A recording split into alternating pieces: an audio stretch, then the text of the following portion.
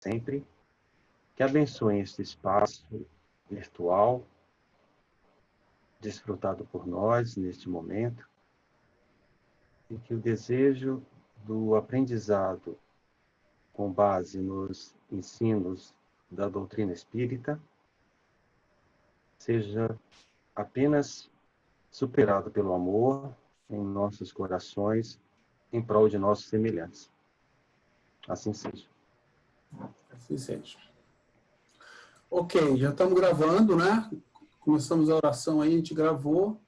E até a resposta para vocês aí, né? Estou frisando isso, que eu vou tirar do ar agora ela, para a gente poder continuar no estudo. Vamos lá.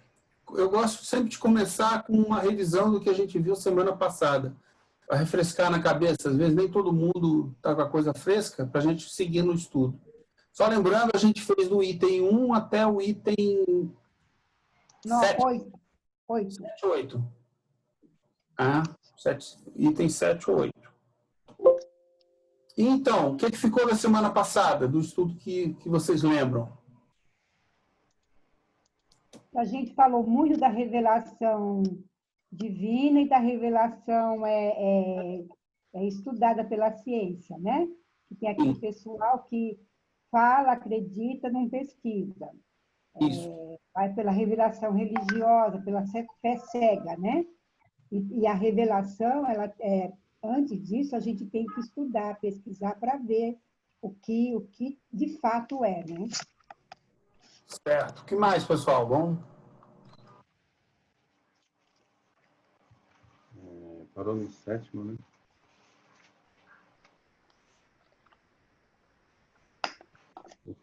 No item 8, a gente já tinha lido, a gente vai ler agora o 9.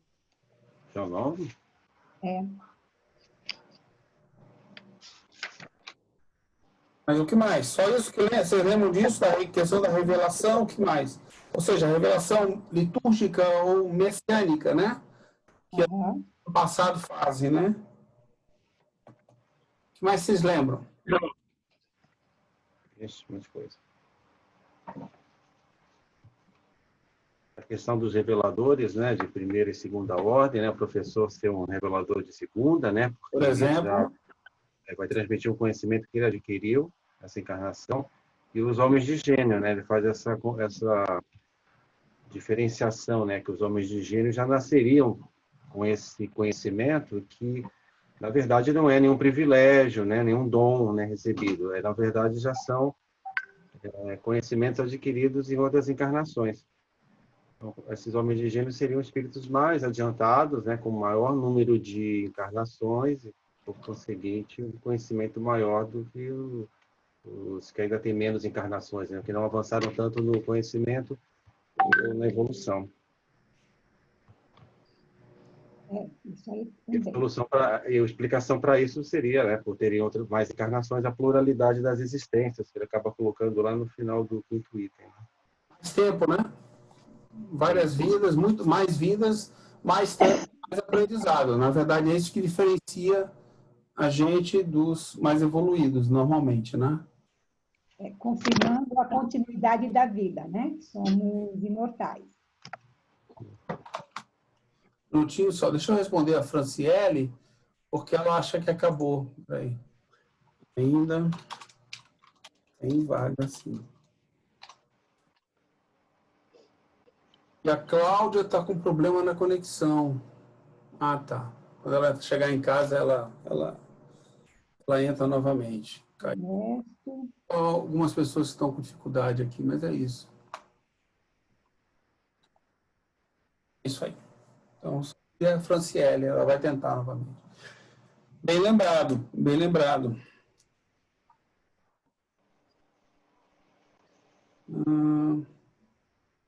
E aí a gente viu o 7, né? No 7 ele fala daquela questão da passividade absoluta, lembram?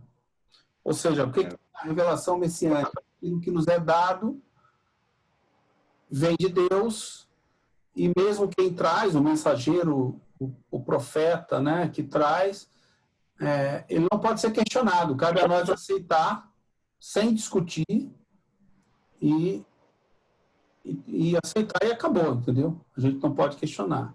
Ou seja, isso leva àquela questão da passividade, que é a questão da fé cega e da obediência. Sempre levou, né? Uhum. Da passividade absoluta que ele fala, né? Passividade absoluta. Isso. Ninguém nem questiona, eles tinham até medo de questionar, então se acreditava cegamente. E que isso é um fator que é usado para... É uma forma de usar, de exercer uma dominação, né? Seja igrejas, e que também, de certa forma, a própria sociedade, né? Uhum. Estabelece certas dominações dessa maneira, né? Faz aí e obedece que é melhor para você. Não pergunta, não questiona, só obedece. Né? Mas com a evolução isso vai ficando cada vez mais complicado de ser feito. Algo mais? O véu vai caindo, né? A gente vai entendendo melhor. O véu vai caindo, é boa citação. Não, deixa eu ver se tem algo mais aqui, deixa eu ver na minha Gênese. Ensina 6, 7.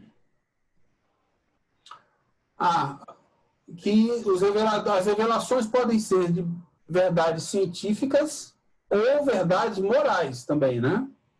Sim. Não é só científicas, mas podem, filósofos, por exemplo, tem vários filósofos que as ideias atravessaram o século, né? Aí, 7 e 8. Aí o 8 a gente não fez ainda, né? Chegou a fazer o 8? Não, o 8 já tinha feito. Eu tinha feito também, né? É. Aí ele convida a gente a compreender, não ficar jogando anatemas, né? Em nome da ortodoxia. Ou seja, alguns acham, alguns ainda estão acreditando nisso, seguem a fé cega, outros já estão evoluindo, né? E que um dia todos nós vamos nos encontrar, né? Dentro do mesmo princípio fundamental, que seria Deus e a imortalidade da alma, a gente vai, todo mundo um dia estar no mesmo lugar, evoluir para o mesmo lugar. Então não tem por que ficar criando confusão, falando, quem não veio agora, vai depois, quem discorda mais adiante vai compreender diferente, não há motivos para isso, né? A gente tem que saber aceitar essa diversidade e também aceitar os diferentes níveis, né, e tempos de existência de cada um de nós. Né? Só lembrar que, às vezes, tem gente que está usando isso para controlar a gente, né? Então, a gente tem que tomar esse cuidado daí, né? Conforme diz no Evangelho, haverá falsos Profetas. cristos e falsos profetas. Usar a razão, usar o senso crítico, né? Isso mesmo. Senso crítico e moral. Ok. Então, essa daí, levamos menos de 20 minutos para realizar. Tá ótimo. Estamos melhorando nosso time. E aí? Continuamos no 9. Daí em diante, o que temos para hoje? O que vocês viram aí de interessante? Eu vou ler o item 9, aí a gente vai analisando. Tá bom. Tá? Tá bom. As revelações diretas de Deus aos homens, essa é uma questão que não ousaríamos responder nem afirmativa, nem negativamente de forma absoluta. O fato não é radicalmente impossível, porém, nada nos dá dele uma prova certa. Do que não cabe dúvida é que os espíritos mais próximos de Deus, por seu aperfeiçoamento, impregnam-se de seu pensamento e podem transmiti-lo. Quando os reveladores encarnados, conforme a ordem hierárquica à qual pertence, quanto aos reveladores encarnados, conforme a ordem hierárquica à qual pertençam, assim como o grau de saber ao qual chegaram, pode extrair dos próprios conhecimentos as instruções que transmitem ou recebê-las de espíritos mais elevados, realmente mensageiros de Deus. Estes, ao falar em nome dele, têm podido ocasionalmente influenciado pelo próprio Deus. Então, o que as revelações para falar com Deus, né, ele diz aqui que não dá para dizer nem sim nem não, mas que quando se recebe, digamos, uma revelação, seja ela de ordem divina, ou, né, cabe à pessoa ter essa explicação, vem através de espíritos elevados que recebem essa ordem de Deus para passar aos encarnados, né? Mas que isso também não impede, depois eu estava lendo o resto, não impede de que seja feita uma pesquisa, um estudo, para não cair naquela questão da fé cega. Nem tudo, ou seja, na verdade, quem nos traz essas mensagens são médiuns, correto? Certo? De outras são sempre médiuns. Mas a gente tem que lembrar que a maior parte desses médiuns reveladores, inspirados, audientes ou videntes, né, que ele fala no final, isso significa que nem todos são reveladores, né? Alguns estão trazendo uma informação que talvez não seja verdade, logo não é uma revelação. Ou então estão trazendo alguma coisa que a gente já sabe, né? Então não há nada de diferente, né? Nada de novo nisso. Aí cabe o estudo, né? Se eu terminar de ler esse item. E aí, fala. Então pode acabar de ler. As comunicações desse tipo nada tem de estranho para quem conhece os fenômenos espíritas e a maneira pela qual se estabelecem as relações entre os encarnados e os desencarnados. As instruções podem ser transmitidas por diversos meios, pela inspiração pura simples, pela audição da palavra, vendo os espíritos instrutores durante as visões e aparições, seja durante o sono, seja no estado de vigia. Tal como se vê em vários exemplos na Bíblia, no Evangelho e nos livros sagrados de todos os povos. É, pois, rigorosamente exato dizer que a maioria dos reveladores são médiuns inspirados, audientes ou videntes, mas isso não significa que todos os médiuns sejam reveladores, menos ainda intermediários diretos da divindade ou de seus pensamentos. Por isso a importância do estudo, né? Porque tem médiuns que podem cair naquela questão da fascinação, se acham fascinados e acham que tudo que fazem, dizem, é verdade, foi falado por espírito altamente superior, muitas vezes não é, né? Ele está fascinado e percebe. Não é só uma questão de ser ou não ser, né? Mas também, ou seja, eu acrescentaria aqui aquele aspecto da revelação, de quando ela vem do mundo espiritual, a gente tomar o cuidado, e aí já nos ensinaram, né? Kardec nos ensinou como fazer para ver... Alguém... eco aqui. Para a gente passar pelo crivo, né? Ou seja, o primeiro é a universalidade da mensagem, né? Se tem mais de um médium, espírito, falando isso, né? Primeira coisa. E depois passar pelo crivo da razão, né? Então, senão, isso é meramente um aspecto opinativo, né? Isso é uma opinião. Quando for de um só, é uma opinião. Não dá para você tomar como uma revelação. Pode até ser verdadeiro, mas por enquanto a gente não sabe ainda. É uma opinião. Foi isso que eu aprendi, que eu destaquei nesse item 9 aí. O que vocês acham? E também a necessidade de provas evidentes, como você falou, usar o crivo da razão. Não é porque vem de superior, desses espíritos, a gente, para saber se é verdadeiro ou não, tem que estudar, tem que buscar, pesquisar, como Kardec fez. Pesquisou, comparou, para depois ele chegar a uma conclusão, né? Perfeito. E daí, pessoal? Eu pensaria esse trecho que Kardec colocou, juntando com a questão do item 10, com a questão de Rustang, né? Porque se a gente pensar quando Kardec vai trazer isso, e bem no trecho abaixo, né, no item 10, ele coloca: somente os espíritos puros recebem a palavra de Deus com a missão de transmiti-la. No entanto, sabe-se hoje que nem todos os espíritos são perfeitos, e existem muitos apresentando-se com falsa aparência. Então, quando a gente pensa na questão de como foi passado os 4 evangelhos, eles se apresentavam como espíritos representantes de Deus, né? Os evangelistas, né? Isso, e como se aquilo fosse a revelação da revelação, né? Mas o que Kardec, então, se a gente questionar isso, o fato de um espírito se apresentar com um determinado nome não quer dizer que ele seja. E se uma revelação, né, que é direta diretamente de Deus, ela tem que ser totalmente verdadeira.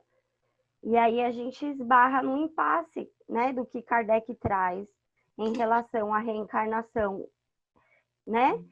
E o que ele vai trazer, né?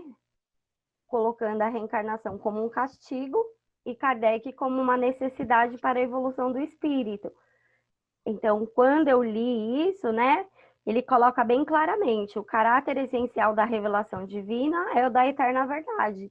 Então, se você coloca aquilo como uma revelação divina, né, e o entendimento do espiritismo, né, são os atributos de Deus, como o princípio de tudo para entender as leis, as forças, os fenômenos, tudo, e a gente já esbarra nessa questão. Se a reencarnação é um castigo, está indo de choque com o que a doutrina espírita fala. E muitas vezes a gente vê a reprodução disso dentro de um estudo espírita. Ah, eu fiz tal coisa na outra vida, então nessa eu estou aqui pagando. Então, eu acho muito importante essa reflexão que Kardec traz aqui e também da gente pensar, né, nesse contexto, né? Porque aqui na Gênesis ele vai, mais para frente, trazer essa questão. Aqui ele introduz bem lembrado, Ju. É verdade. Aqui podemos já puxar essa história do rustanguismo para cá, né? Que lá no final ele vai voltar a falar de forma mais enfática sobre outros aspectos, mas esse aspecto daqui já aparece logo no começo aqui. Né? Quer dizer, será mesmo que os evangelistas escolheram um único médium para transmitir toda a obra que complementaria o espiritismo moralmente? Quer dizer, depois de todo o trabalho que Kardec teve com tanta gente, com tanto crivo, né, da universalidade, da razão, tudo mais, chega alguém com um único médium e escreve alguma obra volumosa, inclusive, né? Famosa. E todos os conhecimentos que foram ditos por outros espíritos. Tá? Chega a desmentir outros conhecimentos de outros espíritos, tá? Que não são de Kardec, né? Kardec é só o codificador. E aí? Então, é estranho, né? Deixar de acreditar em um pesquisador como Kardec, que fez várias pesquisas com vários médios, com, né, vários espíritos, para acreditar em um médium de um espírito. Eu acho estranho isso. Então, eu fico com Kardec.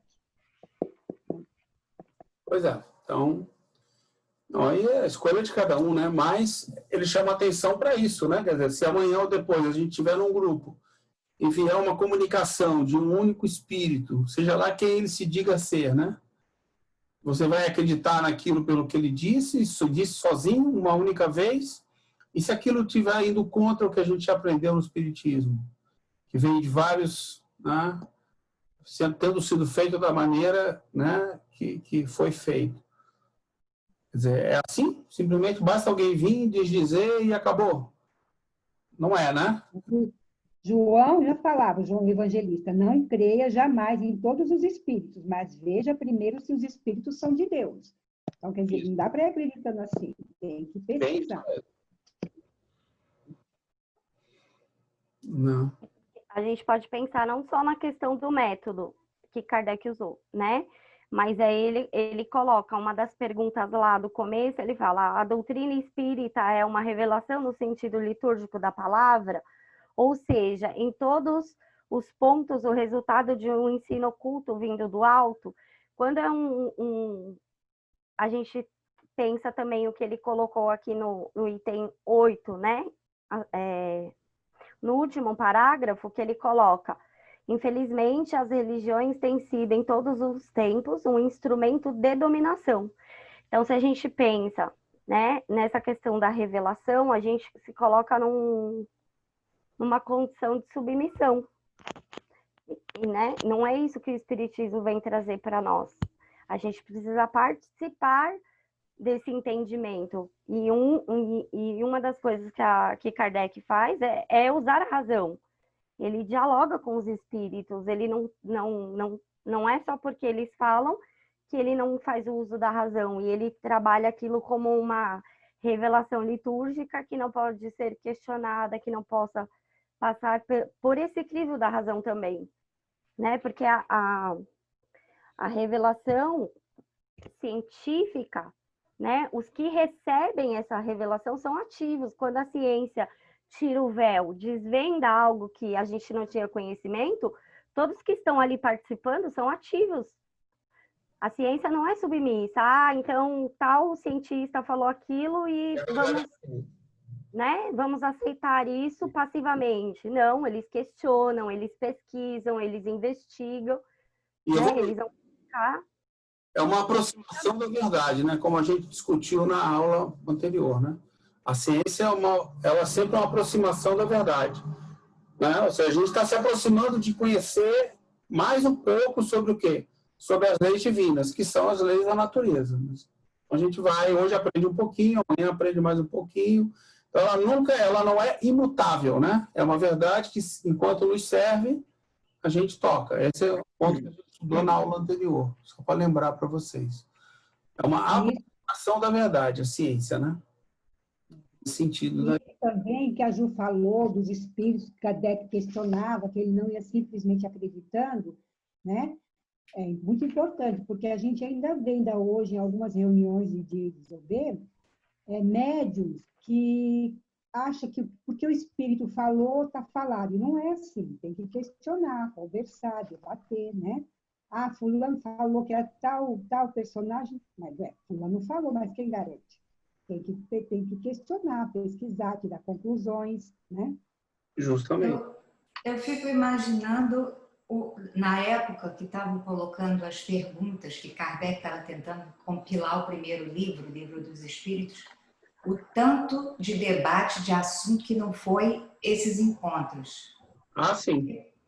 Eu acho que eu li, não sei se foi mais na frente, não sei onde foi, que a um determinado tempo parece que eles dividiram em algumas partes. Você cuida dessa parte, depois você cuida dessa outra parte, para depois juntar tudo. Teve alguma história assim? Eu não conheço essa história, não. Eu sei que Kardec dedicou muito tempo, né, para elaborar, dentro de um método, essas perguntas. E que não é só uma questão de fazer as perguntas e compilar as respostas. Envolve você analisar, lembrando que a gente também viu no estudo passado, né, que os espíritos iam acompanhando a evolução da ciência. Então, eles não vão te explicar muito à frente. Então, na medida que você que está analisando, que está compreendendo, que está recebendo esse material mesmo, você está compreendendo, né? Está evoluindo a sua compreensão, mesmo da ciência, e daí lembrando que havia todo um estudo, né, mesmo de Kardec, em cima da questão das ciências filosóficas, da psicologia, de outras ideias, de outros grupos da época dele, mesmo de Pestalozzi e tudo mais. Hoje foi muito bem colocado até pelo Paulo hoje, lá foi bem lembrado. Tá? Isso era um conhecimento que requeria outros estudos fora para que ele entendesse as respostas, ou soubesse fazer perguntas melhores. Então, não é uma mera questão de esperar a resposta. É saber fazer a pergunta e saber compreender a pergunta e a resposta. Exato. Então, existe muito estudo, muito conhecimento. Não é qualquer pessoa que vai sair fazendo pergunta e vai respondendo. Foi todo um método, uma disciplina, um acompanhamento. Né? Quer dizer, uma organização. E a revelação, ela é condizente com o seu grau, com o nosso grau de compreensão. Entendeu? O nosso grau de compreensão. Alguém pode chegar para mim, me fazer uma revelação fantástica, eu compreenda, mas eu não entendo. Eu não compreendo. Então, eu não vou saber nem explicar e nem falar. Né? Quer dizer, vai se perder essa revelação. Ela vai ser perdida. Talvez até tenha acontecido em algumas situações, mas para entender isso, né? Quer dizer, alguém te explica alguma coisa que é fantástica, você sai dali, vai para outro lugar e não consegue explicar. E não consegue explicar aquilo. Né? Quer dizer, exige mais do que você ouvir uma resposta ou fazer uma pergunta. Até porque a resposta pode ser muito mais difícil que a pergunta. Entendeu? Então, a gente tem que lembrar disso aí. Mas eu realmente não sei. Se alguém soubesse, Kardec, talvez ele tenha, né? Faz sentido, né? Ter pego alguns mais próximos e ter dividido as tarefas, compartilhado para poder, talvez, né? Eu não sei dizer, eu não conheço bastante a história dele nesse sentido, para poder falar. Nas cartas é que deve ter alguma coisa. E aqui, na própria pergunta, né, que ele faz no começo, qual pode ser a autoridade do ensinamento dos espíritos se eles não são infalíveis e superiores à humanidade? E aí ele coloca, a objeção seria válida se essa revelação consistisse somente no ensino dos espíritos. Porém, o homem contribui para essa revelação com a sua inteligência e seu juízo. Então, é ativo, né, o trabalho de quem estava ali, né? Porque não era só Kardec, vinha várias comunicações, a participação dos outros centros também era importante, porque, né, vinha as comunicações, vinha as cartas questionando, a gente vê isso muito na Revista Espírita, então recebemos uma carta, né, assim, assim, assim, questionando isso, isso, isso, e aí o Kardec ia dando a resposta, né, e aí estudando o fato, aquilo que se estava sendo perguntado. Então, é um diálogo, ele vai trazendo, né, o pensamento dos fenômenos para entender aquilo que se estava sendo questionado. Então, ele era muito participativo, muito ativo em tudo isso. Né? E se a gente pensar também na questão da psicologia, de tudo que era estudado no tempo dele, já, né, o ser humano como alma, diferente do que a gente vê hoje. Então, a gente percebe nos estudos do Paul Janet o quanto que já era debatido isso. E aí você consegue perceber onde para o espiritualismo e onde o espiritismo responde. É nitidamente, né? A gente percebe no livro a dificuldade de algumas respostas que eles não tinham, e Kardec, principalmente uma delas por que uns são mais inteligentes e outros não? Porque uns têm uma moral mais elevada e outros não. Só que o entendimento ainda, né, que se falava era Deus cria as almas perfeitas. E aí Kardec entra com o espiritismo, né? E não, Deus cria as almas simples e ignorantes. E aí é onde ele vai trazer todo o processo de desenvolvimento nosso, como conquista, né? Da inteligência, do livre-arbítrio, do desenvolvimento do senso moral. E aí a gente percebe todo esse link que ele vai fazer, porque ele fala, né, na revista, que o espiritismo é um desenvolvimento daquelas ideias, aquilo que não se achou resposta ali, se foi trazendo as respostas pelo espiritismo.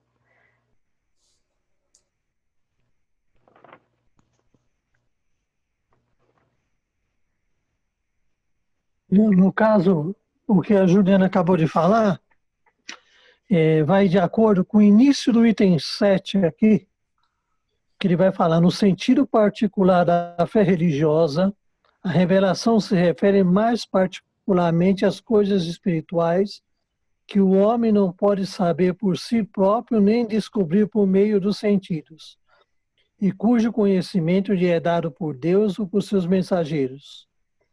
Né? O que ele está dizendo aqui? Ele está dizendo que qualquer médium, ele não tem diretamente conhecimento do que ocorre no plano espiritual. Ah, mas é um médium que se desdobra e vai para lá. Entrou no corpo, o sentido apaga tudo.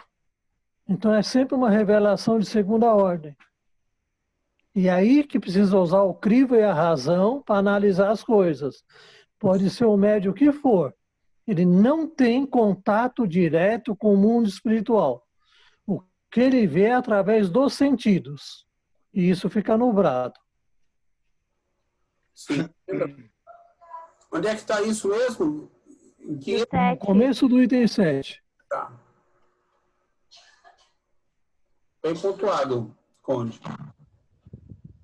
Então já pegamos o 10 aí junto, né? A questão do caráter essencial da revelação divina e da eterna verdade, quer dizer, Sempre que vier uma revelação divina, ela é a eterna verdade. Inclusive, um dos exemplos que ele cita mais adiante é a questão do Cristo de Moisés, né? Que algumas eternas verdades foram entregues para a gente por eles. Tá? E daí?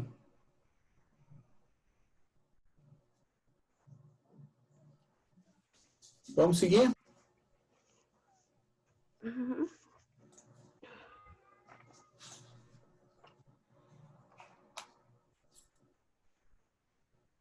Aí na 11, ele dá um saltinho para frente, né? Ou seja,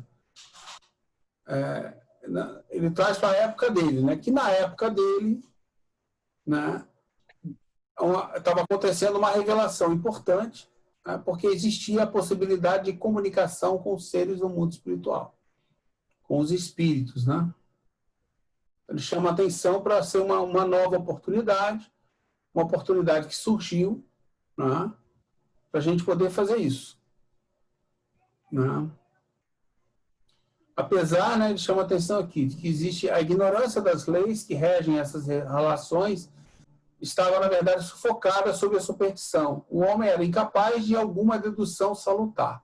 Estava reservado à nossa época, a época de Kardec, livrá-la dos acessórios ridículos, compreender sua importância e fazer dele surgir a luz destinada a iluminar o caminho do futuro. Né? Ou seja, fez surgir o espiritismo aqui nessa época dessa forma. Né? Esse item aí, o Sátiro, Sim. o que ele está bem deixando claro é o seguinte, é que muitas vezes a gente pega e fala, Kardec é o codificador da doutrina espírita. E o que significa codificar? Codificar é você pegar, cotizar, coligir várias informações e colocar numa determinada obra. Então você vai fazer o quê? Você vai fazer uso do bom senso, da razão, e vai pegar todas essas informações, escolher, como você escolhe o feijão na hora lá, antes de você cozinhar, e ver o que presta e o que não presta e colocar tudo numa obra. Ou seja, a revelação ela vem de várias fontes. E você vai cotejar fazendo uso da razão e do bom senso. Isso que é codificar. Não é receber diretamente. É de segunda ordem. Você vai receber de várias partes do mundo. É só pegar o Evangelho. Quando vem as mensagens lá, diz Austrália, Bélgica, África, e vem de várias partes as mensagens. E ele nunca coloca o médium. O médium não interessa, o que interessa é o ensinamento. Agora, como você bem disse, o que ocorre nos 4 evangelhos? Uma só médium, um só indivíduo cotejando os espíritos através dessa médium e colocando como se fosse verdade absoluta. Muito diferente. Justamente. Serve para a nossa análise crítica, né? Do que a gente está lendo, das origens do que a gente lê e tudo mais. Quer dizer, ele avisa logo no começo da Gênese, ele já dá esse alerta, né? Para a gente tomar esse cuidado. Tá? Quando ele fala assim também, que aqui uma importante revelação acontece na época atual, é aquela que nos mostra a possibilidade de nos comunicarmos com os seres do mundo espiritual. Aí fala, esse conhecimento, sem dúvida, não é novo. Ou seja, não era novo, já conhecia isso antes, mas não se tinha oportunidade de se estudar, de se falar, porque era um povo que ainda não estava preparado. Mesmo na época de Kardec, foi difícil também, né? Imagine falar disso antes dele. Aí era muito difícil do povo aceitar e entender. Sim. E aí se jogou, né, na época de Kardec, que já ficou mais fácil. Mesmo no nosso tempo, nos tempos de hoje, tem pessoas que são totalmente céticas, duvidam, não acreditam, né? E por aí a gente vai indo, vai caminhando, dando o nosso passo.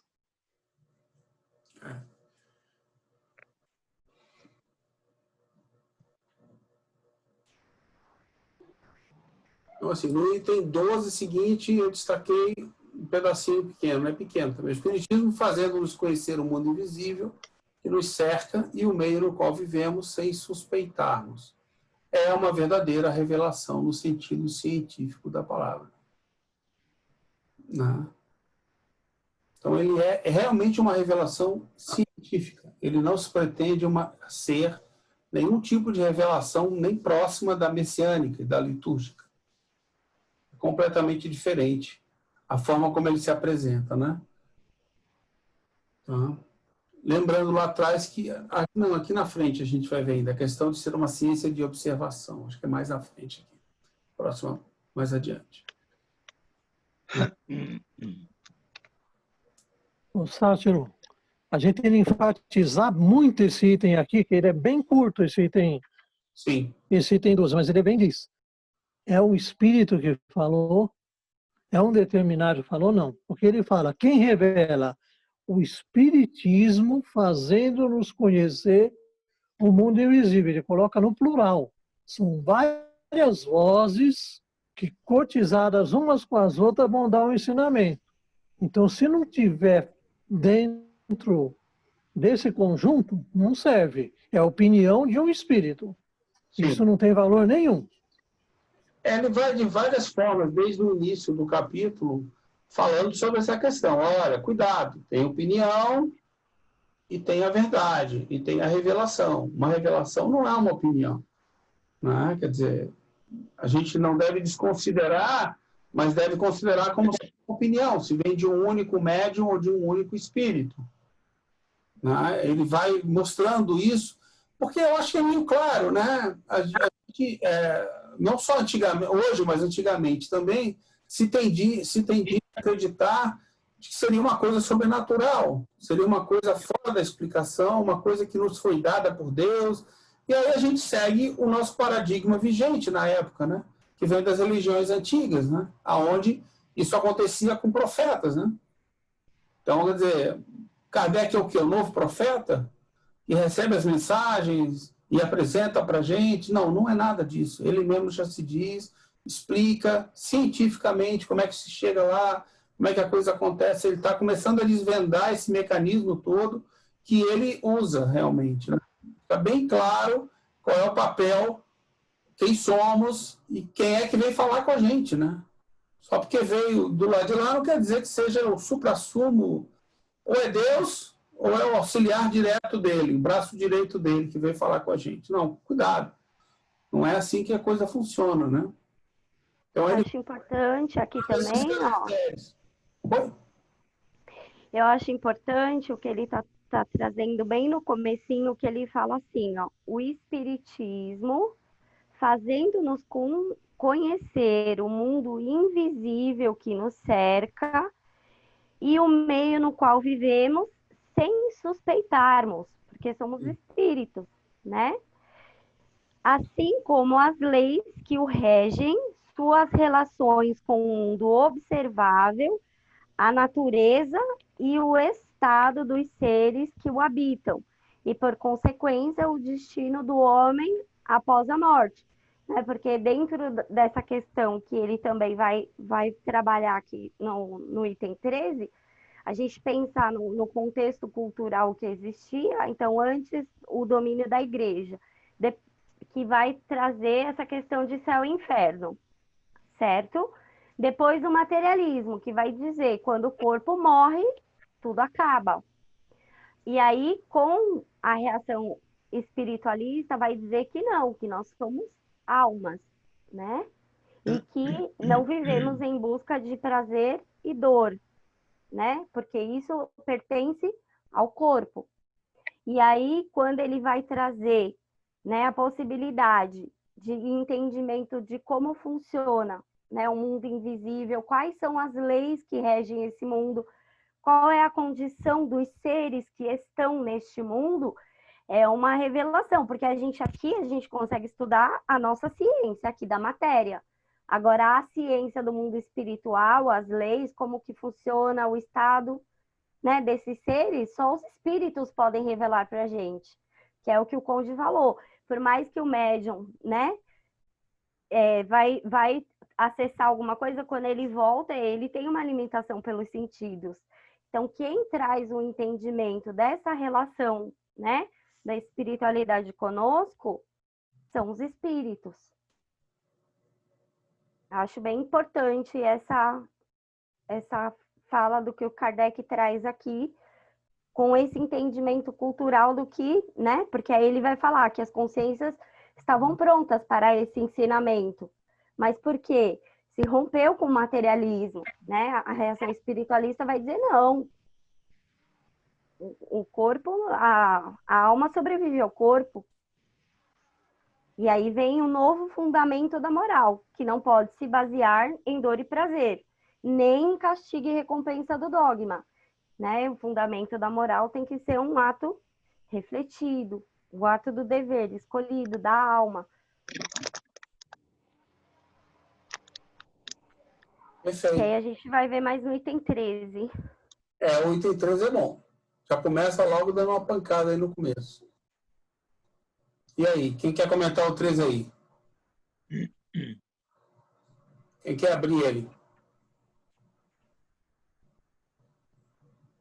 Vou fazer aqui só um leve comentário do 12, um paralelo. Eu acho que, só para concluir o 12, quando ele fala faz conhecer o mundo invisível, acho que traçando um paralelo foi como a descoberta do mundo microscópico, dos vírus, das bactérias, de quando isso foi colocado na ciência, que também era ridicularizado, se não me engano, o Pasteur, né? Muitas doenças eram causadas por esses, vamos dizer, esses animais microscópicos. Como isso é possível? Né, uma bactéria, como você diz, tão pequena que chega a ser invisível, me matar. Né, e era o mundo que nos cercava, a mesma coisa. Então, só traçando um paralelo que dá para entender bem isso aí. É um bom paralelo. Eu posso puxar a leitura do 13 e aí a gente vai comentando. A 13 vamos fazer uma leitura então, vamos lá. Por sua natureza, a revelação espírita tem duplo caráter. Tem, ao mesmo tempo, revelação divina e revelação espírita, que eu acho que aí casa bem com isso que a Juliana acabou de falar, né? A revelação que a gente não tem condições de saber, que é dada pelos espíritos. Os espíritos, né, que têm essa função. Participa da primeira porque seu surgimento é providencial e não resultado da iniciativa ou de um desejo premeditado do homem, e porque os pontos fundamentais da doutrina provêm do ensinamento dado pelos espíritos encarregados por Deus de esclarecer os homens sobre coisas que eles ignoravam, que não podiam aprender por si mesmos, e lhes importa conhecer, agora que estão aptos para compreendê-los. Então, agora chegou o momento, né? Na época, chegou o momento de desvendar, né, tirar o véu, estudar e ver o que realmente era verdadeiro, né? Da providência divina e também casando com o estudo científico, né, no sentido da palavra. Perfeito. Aí ele definiu a revelação divina, né? Por que é divina? O Espiritismo é uma revelação divina, né? Ele veio no momento certo, né? Enviado e trazido pelos espíritos que foram encarregados por Deus. Então, existe um plano, um projeto, trouxeram para a gente, a mando de Deus, nesse momento. Ele foi enviado. Por isso que ela é divina.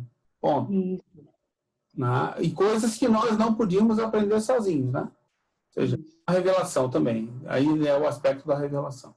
Aí ele fala da parte científica, né? Lê para a gente então, Maria.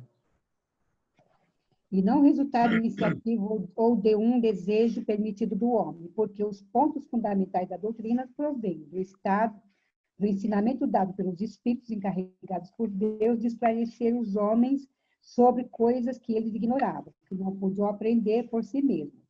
E lhes importa conhecer agora que estão aptos para compreendê-las.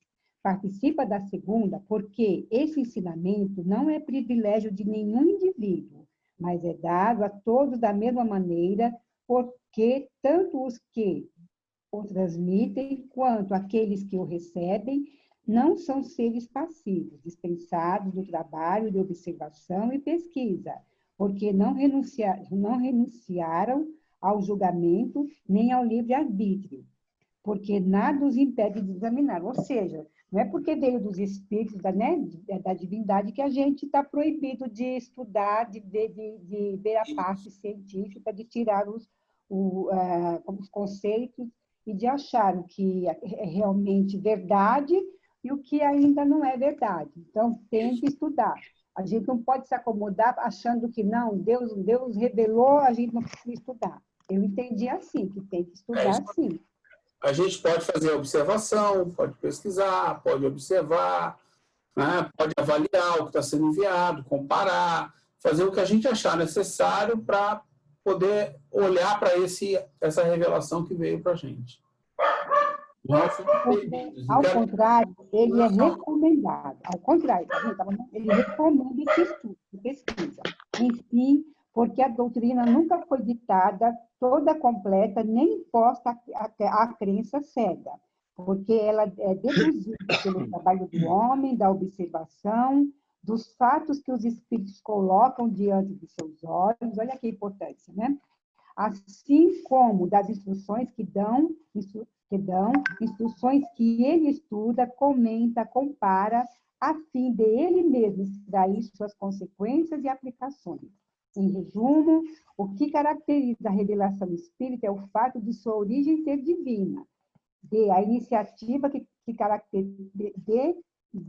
a iniciativa pertencer aos espíritos e de sua elaboração ser fruto do trabalho do homem. Então, é isso, né? Revelação divina e do estudo do homem, que nada impede que seja estudado. Para tirar suas deduções, suas explicações, né?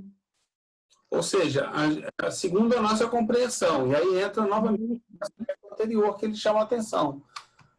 A compreensão do homem evolui segundo a sua compreensão da própria ciência, né? Das leis da natureza. Quanto mais eu compreendo, mais a minha compreensão evolui, mais eu vou poder saber sobre isso, né? Exato. E nesse estudo entra o estudo da metodologia científica, certo? Sim.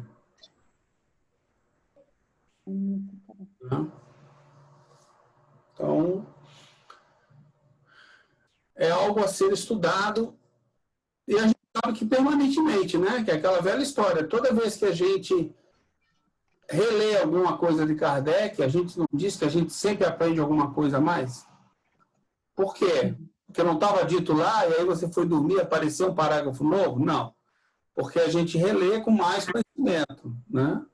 A gente relê, tem mais conhecimento. Tirando essa mudança da gênese, esse retrocesso, Acho que coisa que a gente não sabia, fora isso aí, não acontece mais, entendeu? A gente é que relê mais conhecimento, vai lá, lê, opa, vê mais uma coisa ali.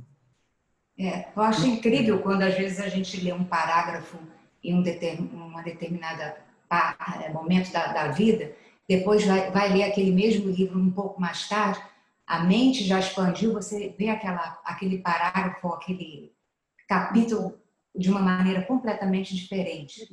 É isso. Não, acho que Fala. E várias vezes a gente lê o mesmo capítulo, o mesmo parágrafo, e várias vezes a gente tem entendimentos diferentes, não é isso, Márcia? É isso. Muitas vezes a gente não conseguiu enxergar naquele momento, enxerga em outro, ou porque a gente não entendeu mesmo, ou porque estava ansiosa, ou com a cabeça em outro lugar. É muito importante, é muito bom isso. O Evangelho, segundo o Espiritismo, eu já li várias vezes. Cada vez que eu leio novamente, eu falo, mas peraí, eu já li isso aqui, não me lembro de ter, não tinha esse entendimento que eu estou tendo agora. E isso é muito bom, muito próximo disso.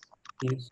Não, e aí você tem um aspecto, você vê, a gente, por nós mesmos, sozinhos, a gente pode adquirir uma diversidade de pensamento, né? Eu posso pensar hoje assim, amanhã outro ângulo, tudo mais. Mas quando você se aplica no estudo, é a mesma coisa que acontece, só que de uma maneira mais veloz. Porque você está aceitando a diversidade de pensamento, de forma de ver, de ângulo, de outras pessoas que podem estar te complementando. Você fala, poxa, eu tinha acabado de ler e não percebi isso que você falou. Eu não vi com esse olhar que você está vendo, eu vi com outro olhar.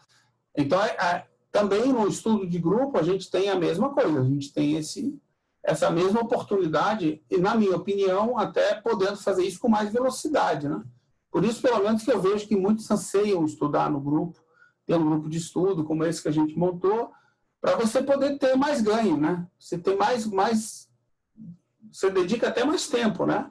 Além do tempo do seu estudo, você dedica o tempo de estar no grupo, estudando em conjunto, né? Mas você tira proveito disso, né? A gente tira proveito de perceber.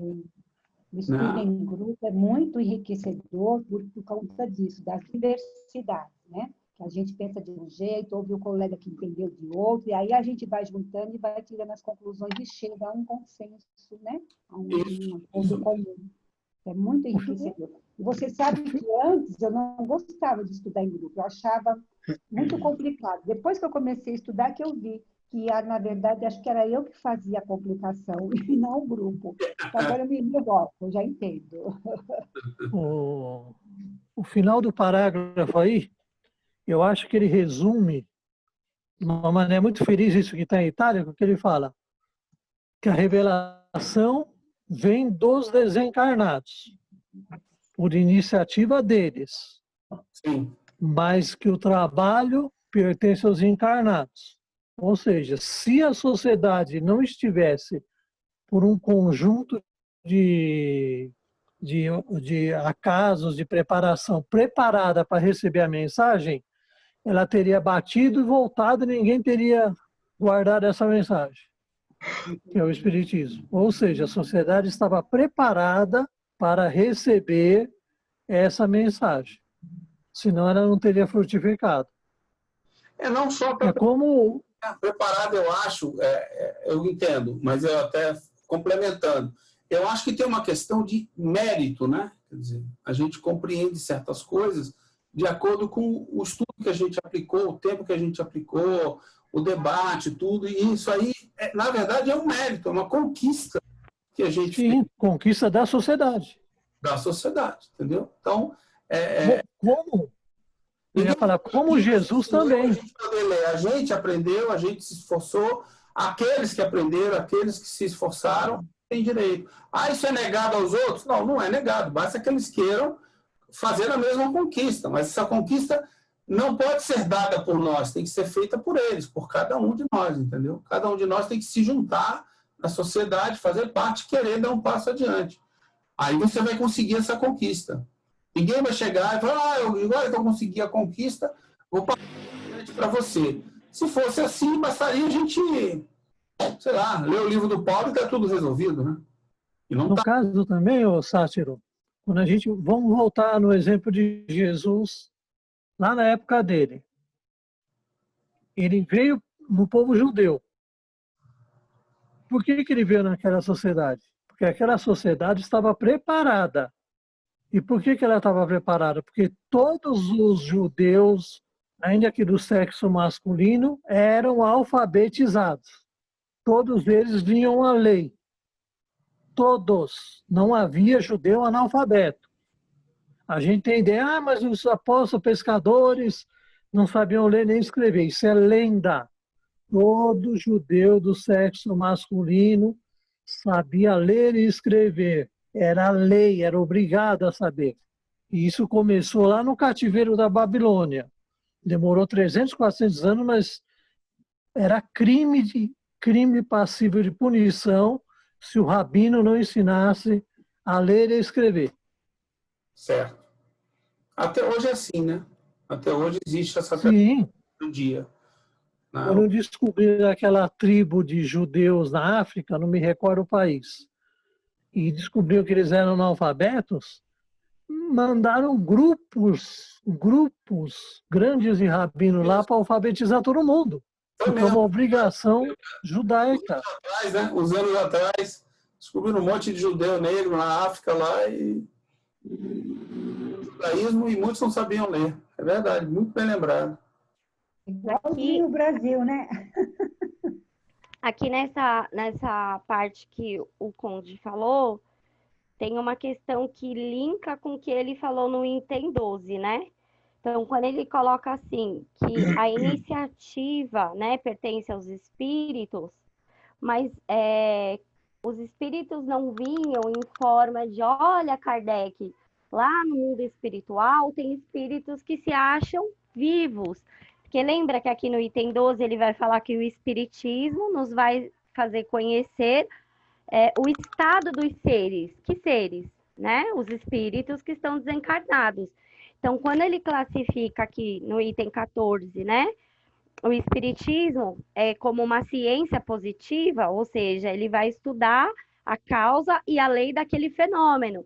E essa questão dele colocar a iniciativa dos espíritos, como que eles faziam? Eles provocavam o fenômeno ou traziam determinado espírito para dar uma comunicação. E o que Kardec fazia? Ele ia pesquisar, né? A condição psicológica, né? Revista Espírita de Estudos Psicológicos. A condição psicológica desse ser é essa. Mas por que ele entende assim? Existe castigo? Ele está realmente em sofrimento? Por que ele se vê, né? Se entende como vivo? Ou por que ele está relatando tal coisa? Ele está estudando o quê? A lei do mundo espiritual, a condição dos seres. Mas aí, né, ele vai questionar os espíritos sobre isso.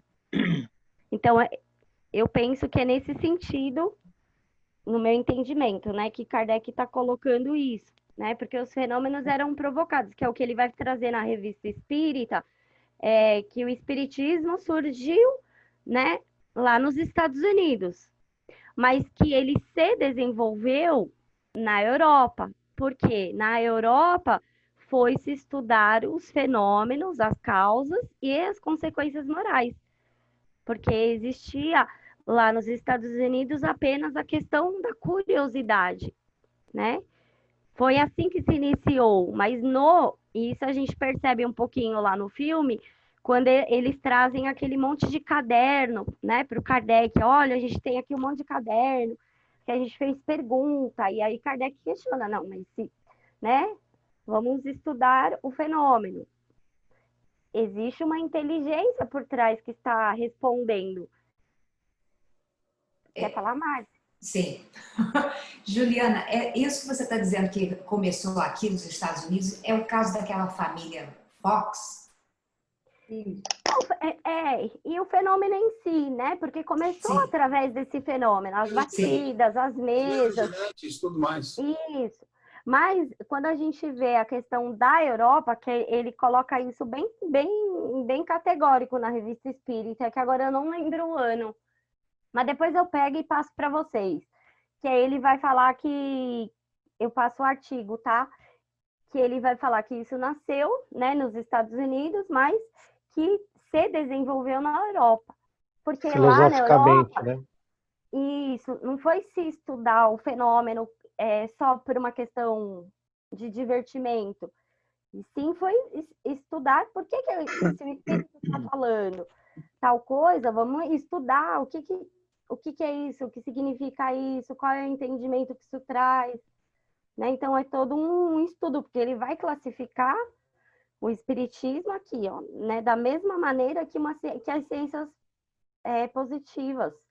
Então, ele vai buscar as causas, as leis, os fenômenos, os fatos, né, pelo método de observação, através da mediunidade, né? O espírito vinha, se manifestava, ele conversava, trazia aquele entendimento, e aí ele fazia todo um estudo, que é a questão do que o Conde falou, da codificação, né? Ele vai trabalhar tudo em cima disso.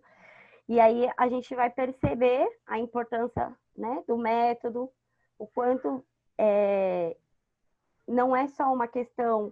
o espírito falou que lá no mundo espiritual tem espíritos que estão nessa condição. Eles vão provocar o fenômeno, Kardec vai fazer a palestra, né, o diálogo ali com aqueles espíritos, e daí ele vai investigando vários espíritos naquela condição, e vai trazendo o entendimento do ser, né? Como que esse ser se encontra lá no mundo espiritual. E aí, eu acho bacana a gente pensar, né? Que eu acho bem profundo esse trechinho que Kardec coloca aqui. Bem importante. E aqui, Ju, na notinha, fala bem disso que você comentou.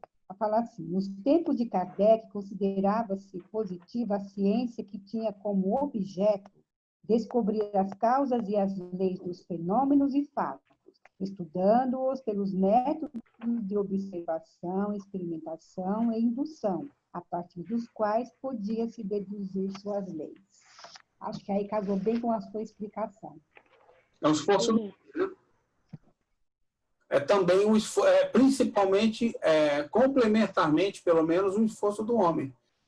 Não basta a revelação vir se nós não nos apropriarmos dela e a utilizar para compreender. Só um adendo aí.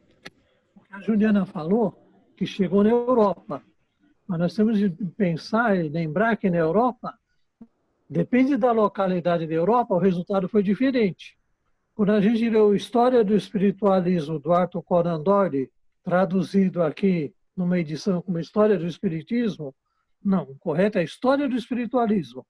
O Espiritismo é um termo que foi cunhado na França. Até hoje eles se chamam novos espiritualistas, tanto nos Estados Unidos quanto na Inglaterra. A gente vê, por exemplo, que o Arthur Conan Doyle fala que o espiritualismo na Inglaterra não é reencarnacionista. A mensagem vem e eles aceitam, não totalmente, mas de uma forma mais passiva. Enquanto que o espiritismo cunhado por Kardec é um crítico, é reflexivo. Ah, interessante. Eu mesmo não sabia disso, não. Né? Então é diferente, né? Então, como é que se diz? Sherlock Holmes não era espírita, era espiritualista. Né? Sherlock Holmes era espiritualista. Boa. Não, mas ele se tornou espírita. Conan Doyle tornou-se espírita depois de fazer muita pesquisa, muito estudo.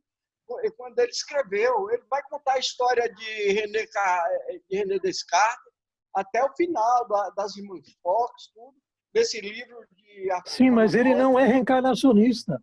Ele não é reencarnacionista. Mas ele se tornou espírita. Do Arthur Conan Doyle é que ele colocou em dúvida a reencarnação e desencarnou com ela em dúvida. Ele nem disse que sim, nem disse que não. Mas ele não era reencarnacionista declarado. Foi diferente, o que quer dizer que foi diferente o grau de evolução naquela época. Evoluiu de maneira diferente na Europa. Né? Porque quando ele escreveu o livro, que contou a história do espiritismo, começou nos Estados Unidos, Itália, França, Inglaterra, certo? Então, ele faz um apanhado geral e, nisso, ele estudou muito, pesquisou muito e tornou-se espírita. Agora, se quando o cara torna-se espírita e não é reencarnacionista, então... Mas ele é bem claro no livro. Se você pegar a história do espiritualismo, a história do espiritismo, ele vai dar um destaque muito pequeno à França. E ele vai citar o Kardec en passant. O livro é ótimo. Não estou dizendo que o livro é ruim, não. O livro é muito bom. Qual o ano desse livro? É 1910, 20. Já é do século XX. Ah, tá. Então ele é anterior aos livros. Ele é posterior. Posterior. É posterior? Século XX, depois de Kardec, né? Entendi. O Kardec já tinha desencarnado quando ele desencarnado. Tanto é que se a gente pegar a história do Espiritismo e falar, ufa, você finalmente chegou em Kardec, ele vai falar um monte. São poucos parágrafos, quase não cita Kardec. E ele coloca, a França acredita na reencarnação. Ele fala do espiritualismo francês, na verdade. Né? Ele chama de espiritualismo francês. Ainda não estava caracterizado quando ele escreveu como uma doutrina completa. É francês, é Kardec que pegou e criou, ou como a gente vai falar assim, sacralizou o termo. Talvez o termo não tenha criado por ele, mas ele pegou. O termo vai se chamar espiritismo para diferenciar os demais, porque vai ter essa visão de reencarnação. E, curiosamente, o Delany Pai vai falar, o Gabriel Delany, Kardec, até poucos meses antes do lançamento do Livro dos Espíritos, não acreditava na reencarnação. Ele foi dobrado pelos espíritos que convenceram ele, através do diálogo, os usos da razão, que a reencarnação era uma das explicações. Ó, interessante isso. Vamos lá? Estamos no 14 já ainda, né?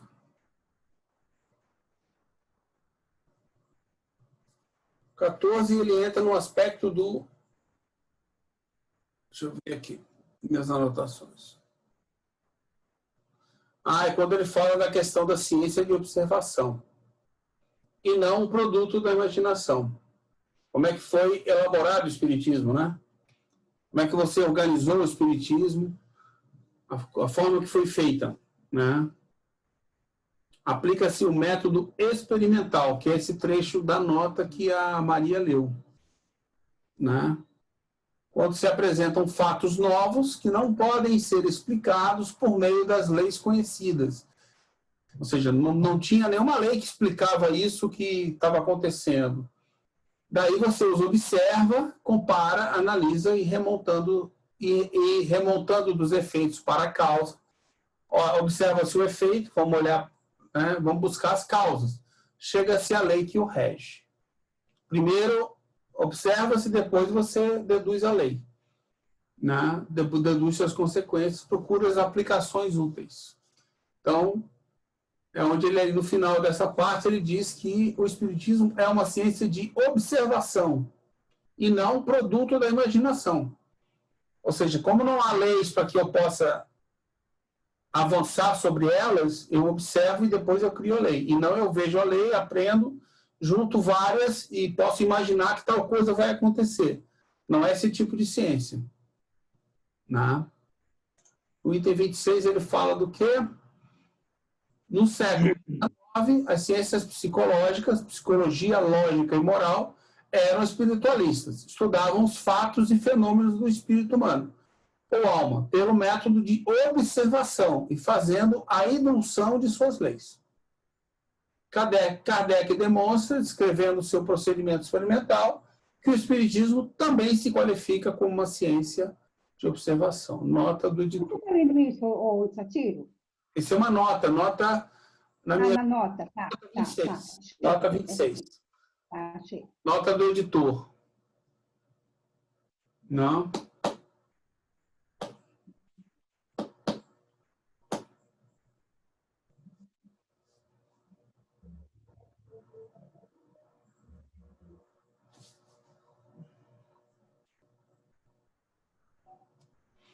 É interessante, né? Ou seja, ela não estabelece nenhuma teoria pré-concebida. Assim, ela não apresenta como hipótese nem a existência, nem a intervenção dos espíritos, e nem mesmo o perispírito, a reencarnação ou qualquer outro princípio da doutrina. Olha só, ela conclui pela existência dos espíritos quando esta se tornou evidente pela observação dos fatos. Ou seja, existem espíritos porque nós estamos observando que tem uma causa nesses fatos que estão acontecendo que é inteligente. Né? E outras coisas mais. E tem procedido em relação aos outros princípios. Olha que interessante. É que ele vai partir, é diferente das ciências exatas, físicas, biológicas. Você parte de uma hipótese, aí você vai correr atrás. Ali ele vê o fenômeno, observa, aí que ele começa a buscar explicação. Não, tem outras ciências que são ciências de observação, entendeu? Mas é um método científico isso. Você não pode dizer que não é um método científico. Eu já ouvi, já fui questionado, e não vou mentir, eu não soube responder na época, no passado, sobre essa questão científica do espiritismo, entendeu? Sim, mas qual é a hipótese que tem no espiritismo? A pessoa me falou assim na época. Eu não sabia responder. Qual é a hipótese que faz você crer naquilo? Faz crer que existe a reencarnação. Aí, se você parar para perceber, a única explicação que a gente sabe dar é essa. Olha, foi observado que tal coisa aconteceu assim, assim. Se você for lá, você vai observar isso. Você vai ver que existe... Ou seja, é uma observação. Está aí a resposta. Entendeu? E foi uma observação, uma experimentação exaustiva, e se encontrou as leis que regem aqueles fenômenos, e não era nenhum milagre, porque foi feito exaustivamente. Que eu Não, acho que é aí que a gente se perdeu. E O algumas espiritismo se foram perdeu entregues agora. pelos espíritos para a gente, né? Lembra? É. A gente não deduziu tudo. Teve coisa que nos foi dada. E a gente foi lá, explorou e verificou também, né? Continua sendo observação. A gente foi ajudado, mas também, se não houvesse o nosso esforço, nada aconteceria. Porque é um ponto bem interessante quando você vê pessoas que não acreditam no espiritismo e combatem o espiritismo, essa questão da ciência, eles usam esse argumento por esse lado. Tem também o fato de que, à época, existiam muitas manifestações físicas. Então, era mais fácil de se estudar, de se observar, de extrair a consequência filosófica e moral da coisa, do que hoje, que se parte mais para a ideia de crença. Né? Hoje tem muito essa ideia de, você acredita. Não, eu não acredito. Em vez de se ter a experimentação como berço, que hoje não se tem mais tão facilmente as manifestações físicas, os efeitos físicos, então muitos partem exatamente para a questão de crença, que já é uma deturpação, né? Sim, mas aí é porque também na época, né, era um momento propício, tanto que a gente já estudou isso no começo do capítulo, então era um momento certo para isso, né, para se estudar, e realmente, na época tinha muita manifestação, pelo que a gente vê, né? Bem mais do que hoje, e parecia providencial, não parecia? Aquele papo de ser uma revelação divina. Pô, providencial, né? Pô, Kardec vai passando na frente da minha casa, começa uma reunião mediúnica e o Espírito vai chamar ele, né? Entra aí, Kardec, para a gente conversar. É mais ou menos assim, parece, né? Quer dizer, é tudo verdade. Acontecendo, e as cartas sendo respondidas, e grupos surgindo e, ao mesmo tempo, encontrando. Quer dizer, isso não é uma coisa... Isso não é um acaso, né? Não é um acaso que criou essa oportunidade. É tanta Exatamente. coisa para reunir, chegar nesse momento com as pessoas certas, que você não tem como você dizer que não foi providencial, entendeu? Foi um acaso absoluto em todos os momentos e tudo. Não dá para ser. Não é possível, entendeu? Eu vou passando na frente, me chamam para entrar e tem uma reunião com um recado para mim. Kardec, você está atrasado para o médico. Aí ele se manda, né? Porque ele está atrasado para o médico. Deve ser alguma coisa assim. Então,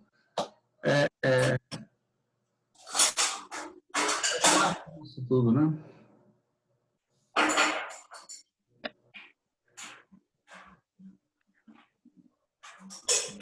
E aí?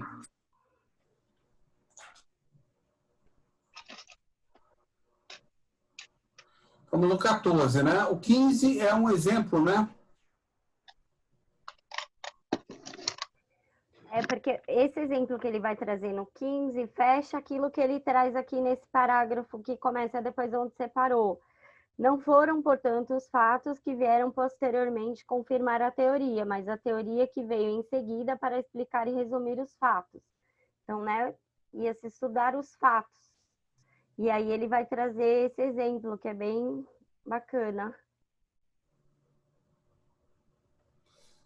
Todo mundo viu aí o exemplo?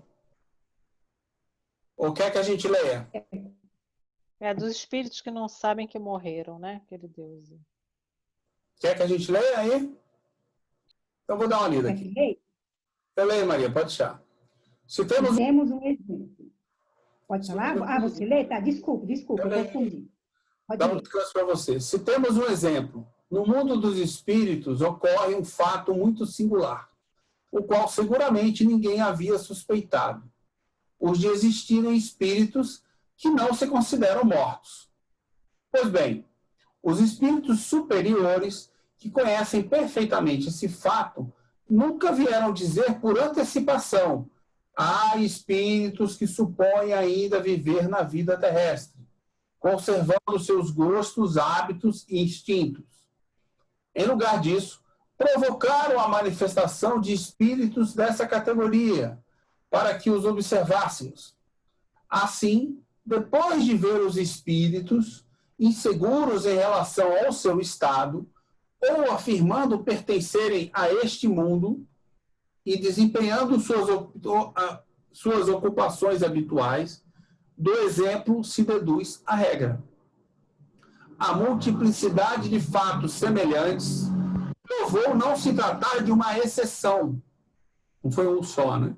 Mas de uma das fases da vida espiritual, permitindo estudar todas as variedades e causas dessa singular ilusão. Além de reconhecer, sobretudo, ser essa situação própria de espíritos pouco avançados moralmente, é característica de determinados tipos de morte, que é apenas temporária, mas podendo durar dias, meses e anos. Assim, a teoria nasceu da observação. O mesmo aconteceu com todos os demais princípios da doutrina. É um bom exemplo. Né? Quer dizer, serve para a gente exemplificar realmente muito bem isso. Uma coisa muito recorrente até hoje em mesa mediúnica, a coisa mais comum de acontecer, espírito que aparece que não sabe que morreu. Continua. Tá aí a explicação. Quer dizer, Kardec foi confrontado com isso inúmeras vezes, centenas de vezes, até que se deduz, né? Ah, peraí, então tem gente que está lá que acha que não sabe onde está, né? Faz sentido, né? Aí sim, observa. Na Revista Espírita tem uma palestra, né, que eles fazem com, se eu não me engano, é um familiar da família Delany. E é muito legal, porque você vê as 3 vezes que o espírito vem dar a comunicação, né? A primeira, quando ele está numa... Depois eu acho... É até um exemplo que lá para o final da Gênese, quando o Kardec vai tratar, né, os fenômenos, que ele faz as citações na Revista Espírita. Aí eu fui pesquisar, né? Tudo que ele cita, eu fui trazer os exemplos para a gente estudar na aula. E aí eu me deparei. Então, tem as 3 palestras com esse familiar, né? Do Delany. E a primeira vez ele falando, pô, ninguém me ouve, eu tô aqui há dias. Pô, eu vim de longe, eu peguei o trem. E aí eles começam a questionar o espírito. Mas você pagou o trem como? Aí ele fala, ó, com dinheiro, porque você acha que eu não tenho dinheiro? E como que você soube que sua família estava aqui? Aí ele fala assim, foi o fulano de tal. Aí eles falam, mas essa pessoa já não faleceu? Aí ele leva aquele choque, né? E para a comunicação. Porque eles vão induzindo ele a sair daquela condição mental que ele está. Porque ele está numa condição mental que ele se acha vivo. E aí, é muito legal a evolução do diálogo deles com esse espírito até a última comunicação, que daí ele já tem um entendimento da condição espiritual dele. É muito, muito legal. Poxa, se você achar esse tipo... Eu vou achar. Esse tipo... Eu tenho uns slides, mas aí depois eu olho direitinho e trago os artigos da revista. Eu gostaria de pegar esse tipo de observação que a gente vai fazendo, se tiver algum embasamento, a gente colocar isso no site do grupo, no Facebook, e também até ligar diretamente no dia do estudo, entendeu? Chega lá na observação do dia Eu vou voltar a publicar agora o dia do evento, né? Como eu falei para vocês hoje. Aí a gente vai lá na data e coloca lá na data o material. Se a pessoa vê citado aqui, depois ela volta lá e encontra o material. Né? Eu vou publicar esse link. Muito interessante, né? Hein? Muito interessante essa forma de indução que eles levaram o espírito a ter para perceber que já desencarnou, né? Porque acontece, né? Eu nunca participei de mesa mediúnica, mas o Edson já me falou de umas situações dessa, que é comum você chegar a um espírito e ele não ter noção que ele desencarnou. Exato. Eu escuto muito comum, pessoas falarem isso. Muito, muito, muito. E vão mesmo muitas vezes. Até entender, eles visitam muitas vezes mesmo. Eu estou achando interessante essa conversa, Juliana, porque para a gente até entender como é que a gente faz, quer dizer, sabe-se Deus quando que eu vou chegar numa mesa mediúnica, mas para aprender como é que a gente induz um espírito a entender onde está. Então, eu não posso falar por outros centros, né? Eu posso falar lá no trabalho mediúnico que eu eu trabalhei um tempo, depois eu me afastei quando a minha sogra ficou muito doente. Aí eu fui cuidar dela no hospital e aqui em casa. E depois veio a pandemia, né? Mas o meu dialogador, ele tem um diálogo como se ele fosse realmente puxando aquele, fazendo perguntas, fazendo aquele, muito próximo de como eu vi Kardec trabalhar na Revista Espírita, muito próximo, né? Então, o dirigente, que é o dialogador, ele tem essa linha de conduta com o espírito, né? Mas eu já vi também um tratamento tipo assim, olha, pense em Jesus, mas aí se o espírito não acredita em Jesus, né? Olha, pensa em Jesus, Jesus vai te ajudar. E o espírito falar assim, mas eu não acredito em Jesus. E aí você vai pregar para ele? Não, né? Então, no que você acredita? Porque o importante é você tirar aquele espírito daquela condição mental que ele está. Então, você vai ter um diálogo muito próximo né, da psicologia. Olha no seu lado, você não está mais nesse lugar. Veja, olha bem, né? Olha o que está acontecendo à sua volta. E aí você vai buscando fazer com que ele pense naquela pessoa que você ama muito, que te ajudou muito. Será que ela não está aqui para te ajudar e você não está percebendo? E fazer ele entender, olha, você está querendo... Ah, e ele às vezes fala, eu vou me vingar, eu quero destruir. Não adianta. Ali ele está movido pelo instinto, pela raiva, pelo ódio, né? E você precisa trazer ele para um outro entendimento, uma outra condição mental, para tirar ele daquele estado de sofrimento. Então, lá, com o nosso dialogador, ele tem um trabalho muito nessa linha, né? Eu vejo muito parecido com o que a gente vê Kardec conversando na Revista Espírita. Você vê, principalmente essa do Delane, que me chamou a atenção, porque eles foram fazendo perguntas, ele não falou assim, olha, você não está mais aqui, né? Você já desencarnou, você está morto e não percebeu. Não, ele foi fazendo perguntas para que o próprio indivíduo, olha a questão da autonomia, né? Para que o próprio indivíduo fosse buscar dentro dele, da mente dele, a resposta. Poxa, mas se aqui ninguém me ouve, a minha esposa não fala comigo, a minha filha não fala comigo, os meus familiares não falam comigo, e a única pessoa que me respondeu foi o cara que já morreu, então eu tô morto, porque se só ele me vê, eu tô morto. E aí ele dá aquele choque de realidade nele, é um despertar. E depois, quando ele volta, aí ele volta numa outra condição, e na última, ele traz todo esse entendimento, mas foi um processo dele. Nem Kardec, nem nenhum médium ali foi ferir a consciência daquele espírito. A gente não pode, né, ferir a consciência de ninguém. Tem que, né, fazer uma condução para que ele se perceba, ele vá buscando as respostas e ele saia daquela condição que ele está. Essa é minha percepção, né? Tem gente que pode pensar diferente de mim. Mas é isso mesmo, é que normalmente ele tem um centro de interesse, ele está com um conflito. Aí aquela pessoa que vai atender vai tentar descobrir aonde que está esse nó, esse centro de interesse, para fazer ele refletir. E é por isso que às vezes ele tem que vir várias vezes, para ele poder ir refletindo e abrindo e tendo consciência do estado, né? Isso do interesse me lembrou no livro da Ivone do Amaral, Recordações da Mediunidade, que ela faz, se não me engano, esse livro mesmo, de um espírito que morava numa casa, mas na mente dele ele estava numa casinha séculos antes, cuidando das flores, do jardim, da plantação.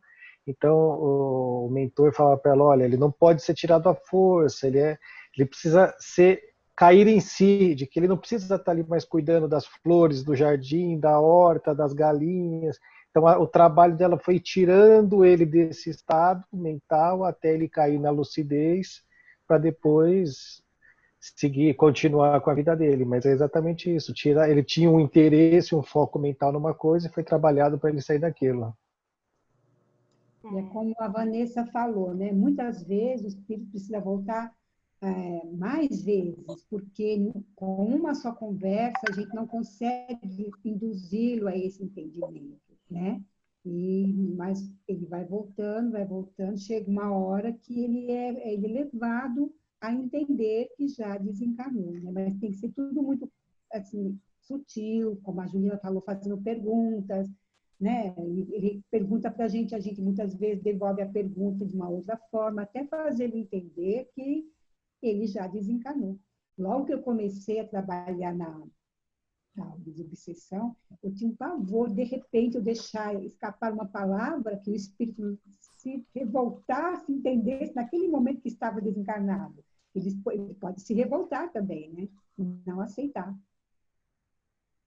Aconteceu uma certa feita, em uma reunião mediúnica, eu sou médium doutrinador, aí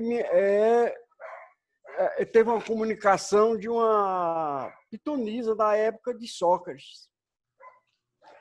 Ela pensava ainda que estava viva, normal, e perguntando por quê. Ela passava por ali e ninguém respondia o que ela falava. Aí eu só fiz o seguinte, veio a intuição, peça a ela que olhe para você. Aí eu falei, olhe para mim. Ela falou, mas você está com uma roupa estranha. Eu falei, é a roupa da atualidade que eu estou vestindo agora. Nós estamos no ano, foi 2013 ou 2010, eu não me recordo. Aí ela falou, não é possível. Aí ela mesmo tocou, então, aquele copo de água que eu tomei de manhã cedo e saí para caminhar, eu me senti mal e ali ela falou, morreu. Então, ela tomou consciência dali, nós conversamos, ela foi. Mas nem sempre uma comunicação só dá, porque o espírito ele vem perturbado, vem com desequilíbrios, vem procurando vinganças, vem procurando outros problemas que ele já traz dali como ele desencarnou. Então, nós vamos passar muito tempo, você vai pegar... Hermínio de Miranda, Manuel Filomeno de Miranda, e ver que tem muitos livros de trabalho que se dedica livros inteiros para doutrinar uma pessoa dessa. Até chegar a uma consciência de que ele está morto, que ele está desencarnado, que ele está fazendo uma nova viagem. O que me chama a atenção é um outro aspecto aí que eu tenho percebido desde que eu comecei o estudo.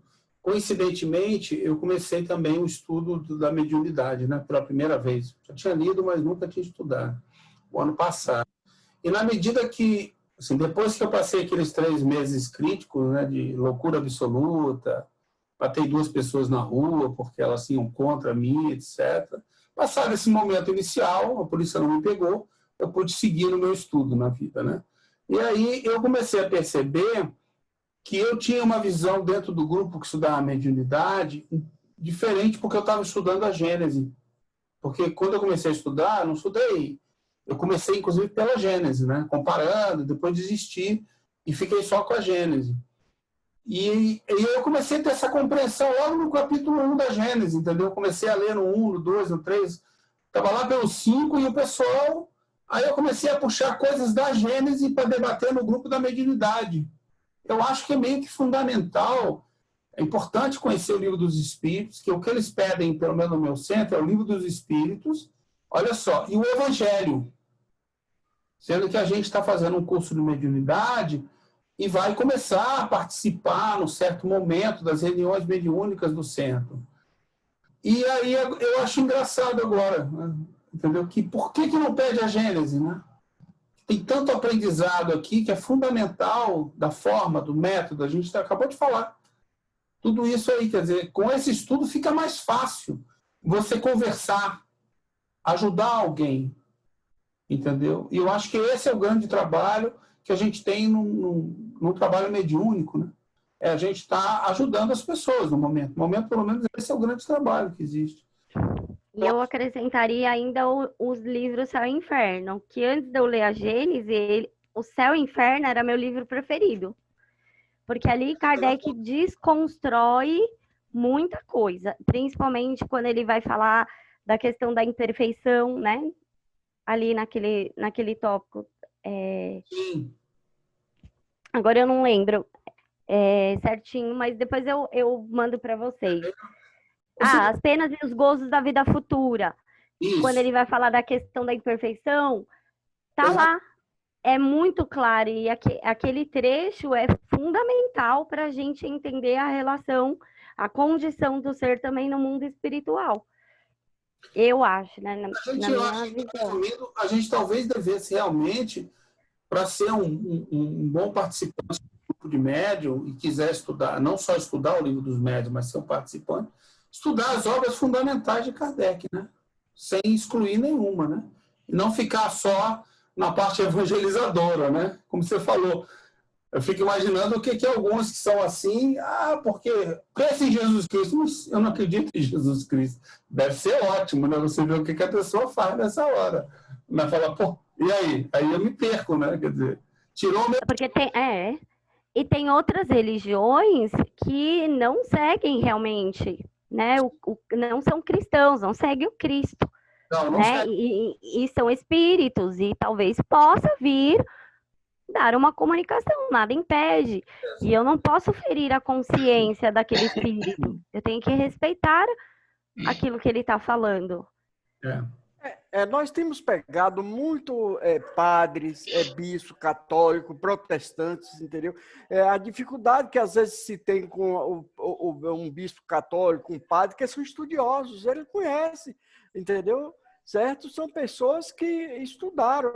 Aí você vai pegar uma pessoa que já vem com dogma, cheio de dogma, um protestante, por exemplo. Aí você vai ter que ter conhecimento do Evangelho, sim, para poder doutrinar. Por exemplo, eu trabalho com o livro dos Espíritos há mais de 25 anos, lendo. Não tem que saber o Evangelho, tio. O Evangelho você tem que saber, porque é amor. Você vai receber uma pessoa que está em sofrimento com amor e vai ter que tratar. Agora, não vai com chavões.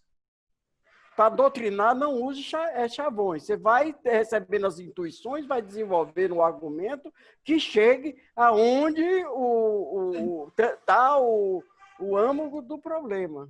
Não, sim. O que a gente está falando aqui, o que eu tentei complementar, é que não é só o Livro dos Espíritos e o Evangelho. Porque todos os outros vêm complementar o Livro dos Espíritos. Quando você divide o Livro dos Espíritos em 4 partes, cada uma dessas partes, o Céu e o Inferno, a Gênesis, o Evangelho, ainda tem ainda o complemento que eu acho que todo espírito devia ler, que é o Espiritismo, de Allan Kardec, entendeu? Sim. Então... As obras fundamentais, foi o que eu falei, são as 5 obras fundamentais básicas de Kardec, não estou nem falando aí. Porque aí, eu concordo que o Livro dos Espíritos dá uma boa base, mas ele, em muitos aspectos, é uma introdução. Só vai ser desenvolvido mais adiante. Por exemplo, na Gênese. Se você não conhecer a Gênese, você pode estar perdendo uma oportunidade, não é?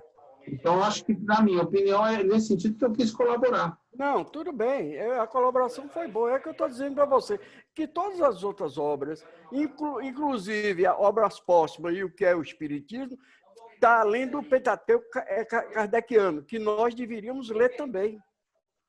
Obras póstumas e o que é o Espiritismo de Allan Kardec.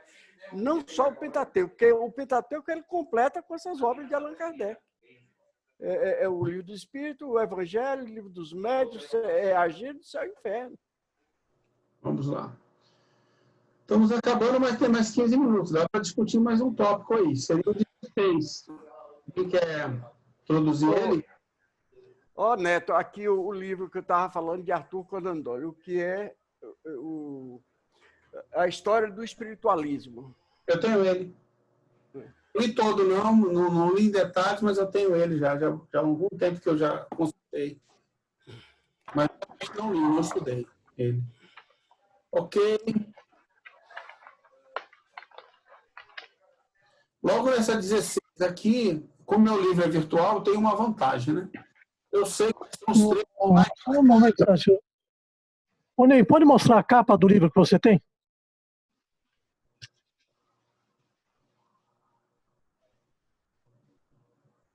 Um momentinho. Aqui, ó, Conde.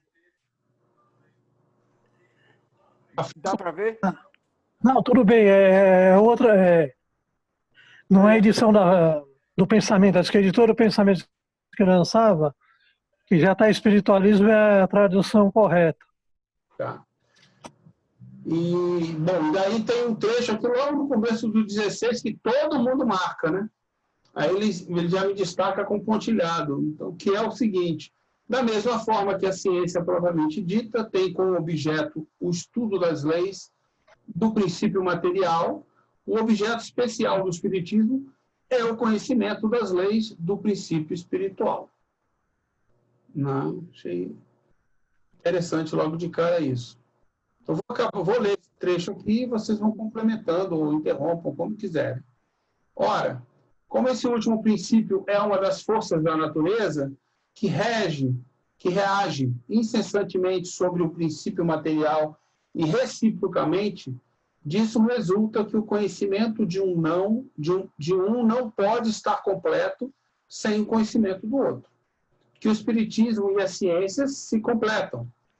Que a ciência sem o espiritismo está impossibilitada de explicar certos fenômenos recorrendo somente às leis da matéria.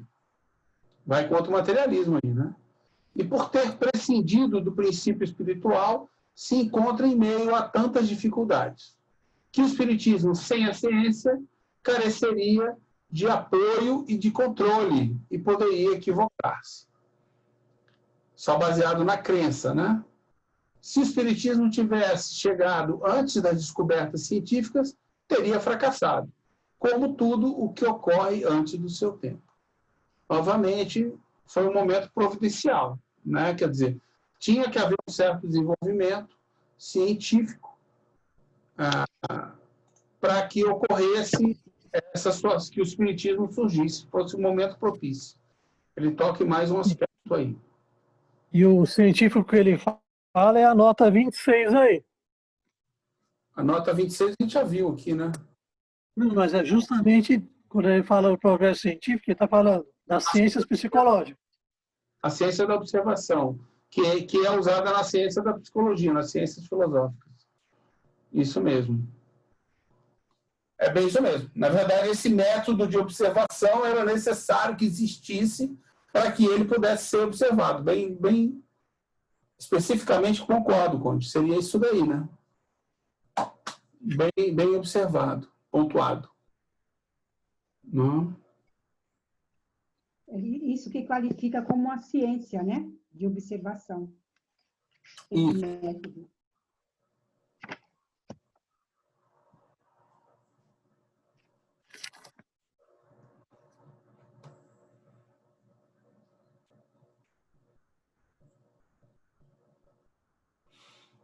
Ok?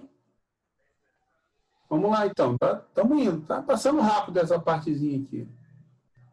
Eu vou ler o 17, né? Todas as ciências se concatenam e se sucedem numa ordem racional. Nascem uma das outras.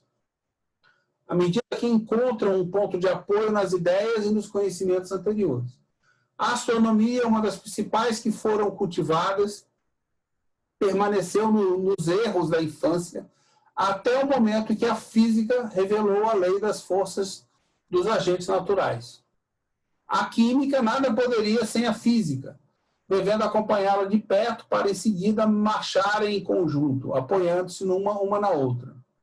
A anatomia, a fisiologia, a zoologia, a botânica, a mineralogia só se tornaram ciências sérias com a ajuda das luzes trazidas pela física e pela química. A geologia, mais recente, sem a astronomia, a física, a química e todas as outras teria faltado elementos fundamentais. Por isso, só poderiam chegar depois daquelas. Não, quer dizer, imagino que isso acabe um pouco com aquela soberba dos cientistas, né? De que a minha ciência é melhor que a sua. E que eles tivessem uma visão de complementariedade, né? Que traz muito mais retorno para o ser humano do que o isolacionismo, né? Mas o Kardec vai colocar o espiritismo entre as ciências psicológicas. Sim, Se elas não existissem, não haveria, vamos dizer, material, instrumento para elaborar o espiritismo. sim, que a gente estudou lá no começo. As ciências filosóficas, que entre elas tem as ciências Não, psicológicas, morais. Psicológica, Morais. lógica e moral.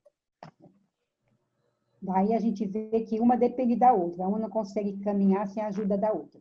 E não é só o espiritismo que passa por isso. As outras todas passam por isso.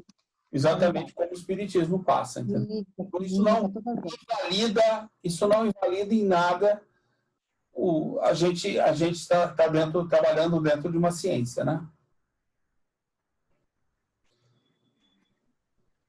E o engraçado é que eu já caí em discussão nos centros espíritas, grupos de estudo, etc., quando você falava essa questão do aspecto tríplice, da ciência, e sempre remetia, as pessoas sempre remetem, né, para questões da física, da química, questões das ciências modernas materialistas, né? E ficam tentando entender esse caráter científico, né? Esse caráter científico que nunca parecia que ninguém nunca explicava direito por que tinha essa conexão com a ciência, né? Quer dizer, porque realmente não estava em lugar nenhum, né? Não se deu... O mais absurdo, eu ouço até hoje, mas na época fazia sentido. Quando as pessoas falam assim, o espiritismo é positivista. Nossa, fazia um sentido para mim. Hoje eu entendo que positivismo, ciências positivas, era ciências espiritualistas. Sim, não é o positivismo do Comte. Né? Não, o interessante nisso é que se a gente que já estudou, né, percebe o seguinte: o próprio início da FEB foi feita por pessoas que estudavam o espiritualismo racional. Isso aqui é impressionante. Quer dizer, a FEB começou certinha. A Federação Espírita Brasileira começou perfeita. Até um certo momento, onde foi abandonado e entrou o rustanguismo. Quer dizer, dá para você notar bem a quebra. Se você estudar o passado, você nota exatamente onde é que está a quebra, aonde passou-se brutalmente, né, numa certa presidência, a você abandonar todo esse pessoal, todas essas ideias, e foi completamente esquecido isso. Eu nunca vi nada, nenhum documento, nenhuma citação, em lugar nenhum do movimento espírita sobre isso. Até que eu vim estudar, por minha conta, eu vim estudar isso. Porque ninguém me deu dica nenhuma. Eu não sabia da origem de nada. É impressionante. Entendeu? Se eu fosse um qualquer que frequenta... Mas eu estudei, eu fui monitor, eu estudei todas as obras mais de uma vez, participei em centros pelo Brasil todo, eu tive a oportunidade de morar fora de Florianópolis, estudar em centros do Rio de Janeiro, no Leblon eu estudei no Rio de Janeiro, cansei de ir em outros centros, é a mesma coisa, centros filiados, eu sempre fui em centros filiados, etc., mesmo em São Paulo, mesmo no interior de São Paulo, na capital. E nunca ninguém falava isso, nenhuma palestra, nenhuma doutrina, nenhum livro, nenhuma revista. Eu li a revista O Reformador, assinei por muitos anos. Isso, né? É o que eu disse hoje, eu fiz uma brincadeira lá com a Juliana, enquanto a gente via a palestra do Paulo, eu fiquei perturbando ela, né? Eu falei assim, rapaz, mas nego deve ter um pavor... Assim, deve ser o diabo no inferno e o Paulo conosco, né? Porque deve ter um pavor do Paulo pelas coisas que ele fala, assim, apavorante mesmo. Deve ter gente que, sabe, vai dormir e tem pesadelo com o Paulo. Porque ele traz, e não porque ele falou, ensinou nada ou descobriu nada, mas ele traz essa realidade muito forte para quem ouve ele. E aí, não sei se é algo que a pessoa nunca escutou, ou então é algo que a pessoa não queria ouvir, entendeu? Coisa do diabo isso aí. Não vamos ouvir isso, não. Porque vai contra tudo que eles estão trabalhando nesse movimento, entendeu? Assim, ou as duas coisas, né? Não queria ouvir e também nunca estudou. Das instituições, entendeu? É impressionante. sabe? Eu também, eu só descobri que essa treta existia do rustanguismo quando eu passei a frequentar um centro rustanguista, que foi a melhor coisa. Porque ali eu descobri o que era, porque eles realmente são rustanguistas. Tá vendo? Porque tem muita gente que não sabe que está propagando o princípio rustanguista, e até falei, eu não sou, mas está lá, porque já está entranhado de uma maneira, uns conceitos errôneos, né? Que é muito melhor você ir logo no que está às claras. Verdade. E, sobretudo, ideia de pecado.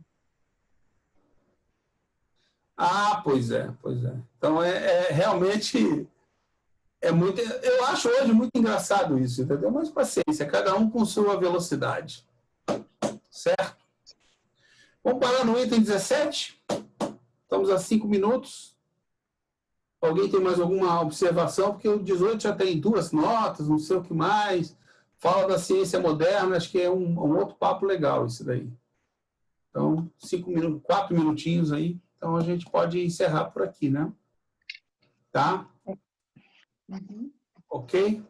Vamos lá. Quem é que vai fazer aí uma oração para a gente? O Conde vai fazer. O Conde gosta de falar bastante, então agora o Conde vai aproveitar. Eu faço sim.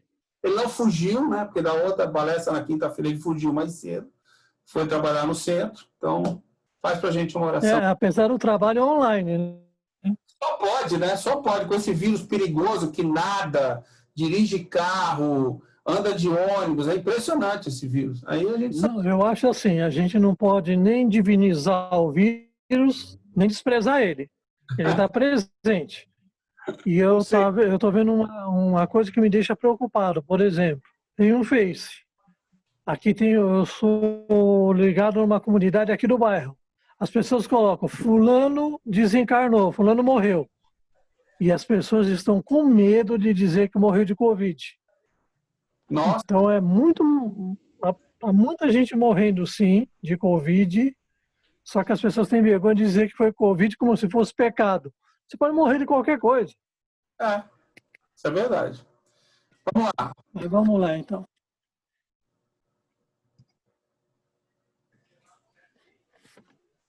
Agradecendo aos espíritos que certamente nos acompanham, buscando fazer com que nós deixemos certas formas de olhar, certas formas de enxergar a existência, que nos conduziram durante séculos e nos trazendo agora o incentivo para nos libertarmos desses instrumentos que se tornam obsoletos e fazendo com que cada um de nós busque de uma maneira inflamada, mas ao mesmo tempo consciente, calma, dotada de razão, compreender a grandiosidade da doutrina e buscando passar para gerações futuras essa doutrina ainda super atualizada e que precisa ser descoberta. Agradeço muito a oportunidade que nos está sendo dada nesta vida que estamos levando. Obrigado a todos e que possamos estar aqui nas semanas vindouras para a continuidade desse estudo. Que assim seja.